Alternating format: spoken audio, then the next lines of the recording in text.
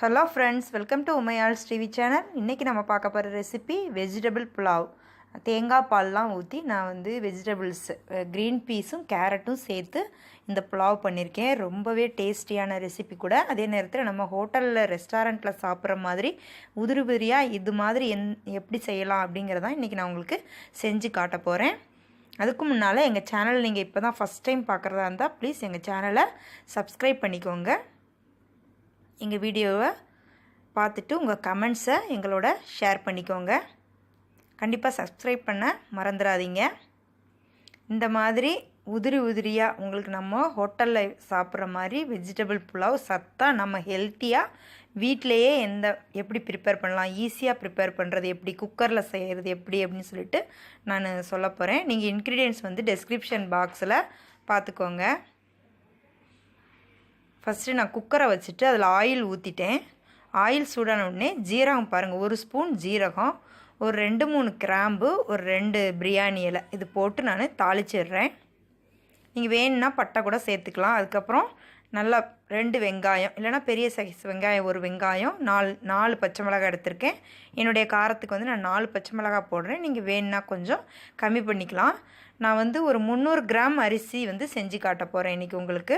1 spoon இஞ்சி பூண்டு paste, இது வந்து நான் ஹோம்மேட் இஞ்சி பூண்டு பேஸ்ட்டு. அதுதான் உங்களுக்கு ஃப்ளேவரும் வாசனையும் ரொம்ப நல்லாயிருக்கும். நம்ம கடையில் வாங்கி சேர்த்தோன்னா அந்தளவுக்கு ஃப்ளேவர் நல்லா இருக்காது. க்ரீன் பீஸ், பச்சை பட்டாணி, ஃப்ரெஷ் பச்சை பட்டாணி காய் வாங்கி அதை உரித்து ஒரு 200 கிராம் அளவுக்கு எடுத்துருக்கிறேன். ஒரே ஒரு கேரட், சின்னதாக ஒரு கேரட், அந்த கலர்ஃபுல்லாக இருக்கும் அப்படிங்கிறதுக்காக கேரட்டும் சேர்த்துருக்கேன். வேறு வெஜிடபிள் நீங்கள் வேணுன்னா கூட சேர்த்துக்கலாம். நான் இந்த 2 வெஜிடபிள் தான் யூஸ் பண்ணியிருக்கேன். இதுக்கு தேவைக்கு தகுந்த மாதிரி உப்பு சேர்த்துக்கலாம். டேஸ்ட்டுக்கு தகுந்த மாதிரி சேர்த்துக்கோங்க. நல்லா இதெல்லாம் கொஞ்சம் வேகட்டும். காயெல்லாம் வேகிற அளவுக்கு கொஞ்சம் நல்லா வதக்கி விடுங்க. பாஸ்மதி அரிசியில் தான் செய்ய போகிறோம் நம்ம இதை. கொஞ்சமாக மஞ்சள் தூள் சேர்த்துக்கோங்க. காயெல்லாம் கொஞ்சம் முக்கால்வாசி வெந்தால் தான் நம்ம அரிசி வந்து பாஸ்மதி ரைஸ் வந்து ரொம்ப நேரம் வேக வைக்க போகிறதில்ல. அதனால் காயெல்லாம் நல்லா வதக்கி விட்டுறோம். இப்போ நான் வந்து இந்த ஒரு சின்ன ஸ்பூன் தான் அந்தளவுக்கு ஒரு கரம் மசாலா போட்டிருக்கேன். நீங்கள் கரம் மசாலா இல்லைன்னா ஒரு சின்ன ஸ்பூன் பிரியாணி மசாலா கூட சேர்த்துக்கலாம். பச்சை வாசனை போகிற அளவுக்கு நல்லா வதக்கி விட்டுக்கோங்க. இப்போ இந்த டம்ளரில் தான் நான் 1 டம்ளர் அரிசி எடுத்திருக்கேன். அதுக்கு 1.25 டம்ளர் தண்ணி வைக்க போகிறோம். இப்போ ஃபஸ்ட்டு 1 டம்ளர் தண்ணி ஊற்றிடுறேன். தேங்காய் பால் ஊற்ற போகிறேன். அது 3/4 டம்ளர் தேங்காய் பால் சேர்த்துக்க போகிறேன் நான். 1 டம்ளர் அரிசி இந்த டம்ளரில் பாருங்கள், 3/4 டம்ளர் தேங்காய் பால்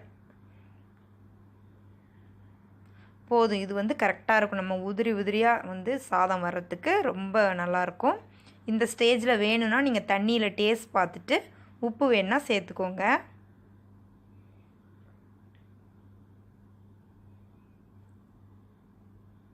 இப்போ நான் பாஸ்மதி ரைஸை வந்து ஏற்கனவே ஒரு 20 நிமிஷம் 25 நிமிஷம் நல்லா தண்ணியில் ஊற வச்சிட்டேன். கழுவிட்டு அதையும் இப்போ நம்ம சேர்த்துடலாம்.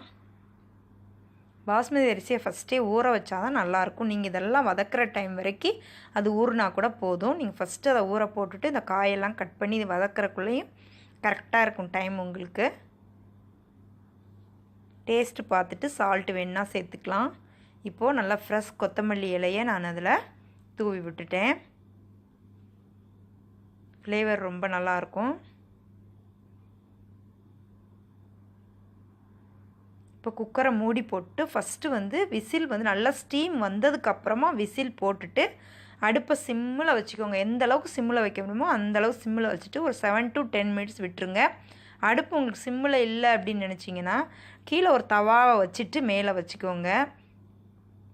இல்லைனா கீழே அடி பிடிச்சிடும். நான் நல்லா சிம்மில் வச்சுட்டேன். ஒரு 7 நிமிஷத்துலேருந்து 10 நிமிஷம் வரைக்கும் இதை விட்டுற போகிறேன். பாருங்கள், ரொம்பவே அருமையாக டேஸ்டியான புலாவ் நமக்கு ரெடி ஆயிடுச்சு. தேங்காய் பால் ஊற்றி வெஜிடபிள் புலாவ் இப்போ நமக்கு ரெடி. டேஸ்ட்டும் ரொம்ப அருமையாக இருக்கும்.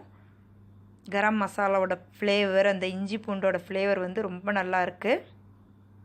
நம்ம காரத்துக்கு வந்து வெறும் பச்சை மிளகாயும் அது கொஞ்சமாக கரம் மசாலா மட்டும் தான் சேர்த்துருக்கேன். வேறு எதுவுமே நம்ம காரத்துக்காக இதில் ரொம்ப சேர்க்கவே இல்லை. அதனால் குழந்தைங்களுக்கு கூட ரொம்ப இது பிடிக்கும். அதே நேரத்தில் தேங்காய் பால்லாம் ஊற்றிருக்கிறதுனால ஹெல்த்தியான ரெசிப்பியும் கூட. நீங்கள் இதில் இன்னும் காலிஃப்ளவர் வேணுன்னா கூட ஆட் பண்ணிக்கலாம். நான் வந்து கேரட்டும் க்ரீன் பீஸ் மட்டும்தான் ஆட் பண்ணிவிட்டு ரொம்பவே சீக்கிரமாகவும் செஞ்சிடலாம். நீங்கள் டின்னருக்கு கூட செய்யலாம், இதை லஞ்சுக்கும் நல்லாயிருக்கும், குழந்தைங்களுக்கு டிஃபன் பாக்ஸுக்கும் இதை நீங்கள் வச்சு விடலாம். ரொம்பவே நல்ல ரெசிபி, ஈஸியான ரெசிபி, ஹெல்த்தியான ரெசிபி. கண்டிப்பாக இதை ட்ரை பண்ணி பாருங்கள், உங்களுக்கு ரொம்ப பிடிக்கும். செஞ்சு பார்த்துட்டு எப்படி இருந்ததுன்னு சொல்லிவிட்டு உங்கள் கமெண்ட்ஸை எங்கள் சேனலில் போஸ்ட் பண்ணுங்கள். எங்கள் சேனலை சப்ஸ்கிரைப் பண்ண மறந்துடாதீங்க. வீடியோவை லைக் பண்ணுங்கள், கமெண்ட் பண்ணுங்கள், ஷேர் பண்ணுங்கள்.